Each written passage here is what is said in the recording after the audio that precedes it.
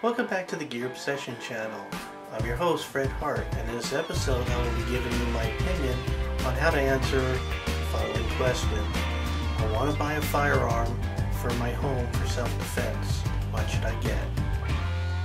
I feel that this is one of the hardest questions I'm ever asked when dealing with firearms. I feel like there's so much responsibility when answering this question and there's so many things to be considered. But to get moving on, I know this is a dull subject, and I wouldn't be surprised if you just click off it. But if a family member or a friend ask you this question, it's very important to give them a good informed answer. Now, I'm not a firearms instructor, and if a person who has not had any training asks you this question, they need to be talking to a firearms instructor, and they definitely, if they are buying a firearm, they should be getting training, at a minimum some safety training and a little bit of range time with a professional, unless you are a firearm instructor or you've been through an extensive amount of training and not just military training. That's a whole different ball game. There's so many things to consider: the home size and how close homes are to that person's home, because you have to consider caliber and penetration. You don't want somebody with double-aught buck with a shotgun in an apartment with paper-thin walls with kids all around. Not a good idea. A lot of over penetration through multiple walls, and you can hit a family member or the family next door.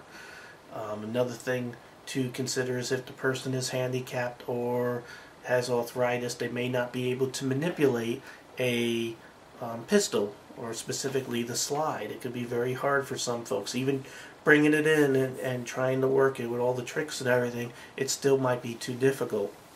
So in that case, you might want to consider a revolver. So coming back to the pistol real quick, one thing is when dealing with caliber, I also like to consider calibers that a person will more likely train with. If you're giving them, even if there's no one around, there's no houses around, you say, okay, let's go for it. 357 Magnum, best stopping power, or 45 caliber, best one stop fire, drop kind of stuff, which I'm not totally sold on either. It's more expensive to shoot. It's going to cost a lot more. So, the person is going to be dumping $600-700 on a new firearm, and then you're going to tell them they really need a little bit of training. It's going to cost some money, and now you're going to tell them they got to spend hundreds of dollars for ammunition to practice. They're going to shut down, and they're not going to practice. Hopefully they'll still buy a gun. So you want to consider that, at least for their first firearm. You want something that they're going to want to go out and shoot and practice with. So I for pistols, center around the 9mm. It's probably the most inexpensive round that's still considered on the low end a good self-defense round. There are some good self-defense rounds and ammunition in the 9mm, so I think it's a good choice in my opinion. In the revolver, if they need to go to the revolver, I would recommend something that will shoot 38 specials. It's around the same as a 9mm, give or take. Again, it's not something that's going to have so much punch that it's going to turn them off. At the same time, they'll get out there and practice, and it's not super expensive. And with the 38 revolver, you could always throw 357 Magnum once they get used to the firearm. Now, especially with those 38 revolvers, don't go too small. I know the tendency is, oh, look, it's small, it's light, it's easy to hold, or it's easy to hold out there because it's so light. But again, small and light is a lot harder to shoot, because now you have to manage that recoil. The gun can't absorb any of it through weight. So if I'm recommending a 38 revolver, I want something with a couple of inches on it, and something that is not one of those ultralights or polymer guns, because it's just easier to shoot. That goes for the pistol also. Don't recommend a 380 super tiny little mouse gun, because it's harder to shoot, and usually the sights on those guns suck. So not a good choice for a first gun for home self-defense. Now again, you could consider shotguns. Again, you have to take into account what's around you. Now, another thing I like to do is recommend a book I've read quite a few books on home defense or defense with handguns and everything. I've also skimmed about 30 or 40 books at a couple of different bookstores trying to find the ideal book. And this is the book that I give people when they buy their first firearm. And it is Arm Response. And it is by David Knick. The foreword is by Masad Ayub, one of the most world-renowned firearms instructor out there and great law enforcement officer. On the back, there's some endorsements by some other greats, such as Gabe Suarez and Alan Gottlieb. So this comes with some very serious endorsements, and the foreword by Masad Ayub. It's just an outstanding book as far as putting a whole bunch of really good basic information all in one small book for about $20. I go back to this book all the time.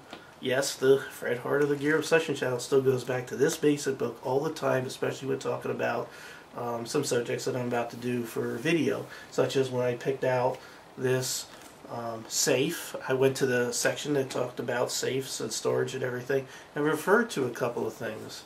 When I got into some discussion with some people about putting lights onto firearms, I referred to this book, and I like what it says. Which brings me to the point. If you're going to put a light on a gun, I don't recommend it for someone who's new, because I can't imagine walking into a house with someone who just learned how to manipulate a firearm. They have a light on it and they're trying to illuminate me, and they're not, they're not proficient with that firearm and they're pointing it at me. I just don't think it's a good idea for someone who is just starting basics. I think it's a better idea to have it separate until they become a proficient shooter. After everything is said and done, take them to a nice, clean gun shop or firearms dealer that is not going to scare the living crap out of the person. Don't take them to the sleazy one in the bad neighborhood somewhere. Take them. You want this to be a good experience. You don't want to turn this person totally off.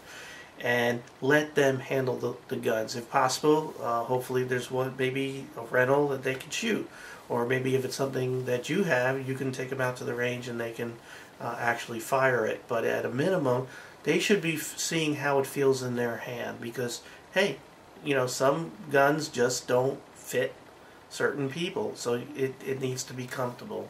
So once you get it down to the type of gun and size and caliber, go ahead and get it in the person's hand, the different ones, and make sure it feels good to them. That is extremely important. Don't force something on the person.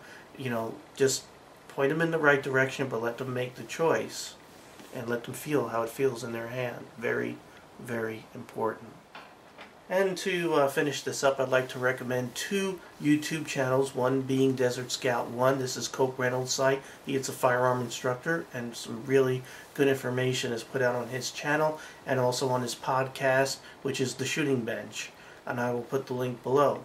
Also, I recommend the Handgun Podcast. This is another YouTube channel, and it's also another podcast, the Handgun Podcast. This is by Eric Shelton. He has an outstanding channel. Again, I will put the link below. Also a firearms instructor. I can't stress it enough that training should be coming from a firearms instructor, not from me or not from all the other gun channels that may give you the perception of being an instruction. Even if they say it, still don't be fooled into thinking that that's good training. It needs to come from a firearms instructor that understands all the baggage that goes along with firing a firearm at somebody. So, with that said, again, thank you very much for stopping by the Gear Obsession channel. I appreciate everybody. Thank you very much, and have a great day.